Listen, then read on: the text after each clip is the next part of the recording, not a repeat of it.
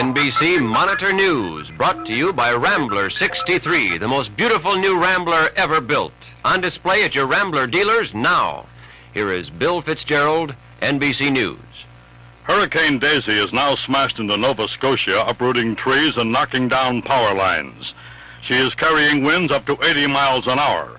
Earlier, a hurricane watch was posted along the coast of Maine as Daisy threatened that area. The Boston Weather Bureau now says, however, that the alert has been discontinued along the coast. Astronaut Walter Schirra has returned home to Houston, Texas, where he got a hero's welcome. Our latest spaceman will hold a news conference later this evening, which will be carried on NBC. Cairo Radio has reported that troops and planes of the revolutionary regime of Yemen are fighting a pitched battle against Saudi Arabian forces on Yemen's northern frontier. The King of Saudi Arabia is reportedly backing an effort to restore the throne of Yemen toppled by the rebels 10 days ago. President Kennedy has wound up his weekend of political campaigning sooner than expected because of the weather. The president was to have taken a helicopter from the twin cities of Minneapolis and St. Paul to St. Cloud, Minnesota, to address a Democratic rally. But because of pouring rain, the flight had to be canceled, and the president spoke to the Democrats by telephone. He then got aboard his jet and headed for Washington. I'll have more news in just a moment. For 1963, a totally new Rambler, a totally new shape in automobiles. Rambler 63, the new shape of quality, completely, beautifully new. Dynamic new lines, exciting lines. Curved glass side windows to hush the wind. Rambler 63.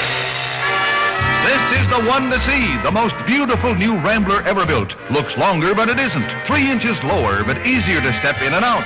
And there's a beautiful new sense of spaciousness inside. A beautifully balanced new ride. Rambler 63, the new shape of quality. See it, drive it, Rambler 63. At your Rambler dealers, now.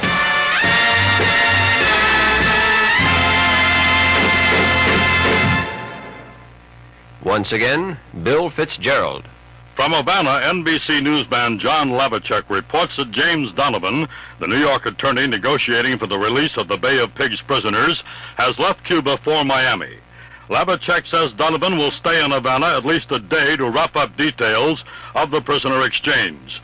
Then he will return to Havana to give the Castro government assurances that the exchange will take place without a hitch.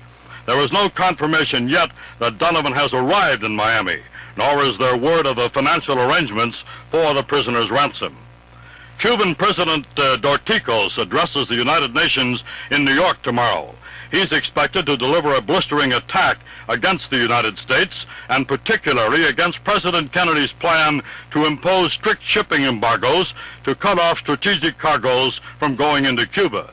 Dorticos met with Algerian Premier Ben Bella in New York today, but newsmen were barred from the conference.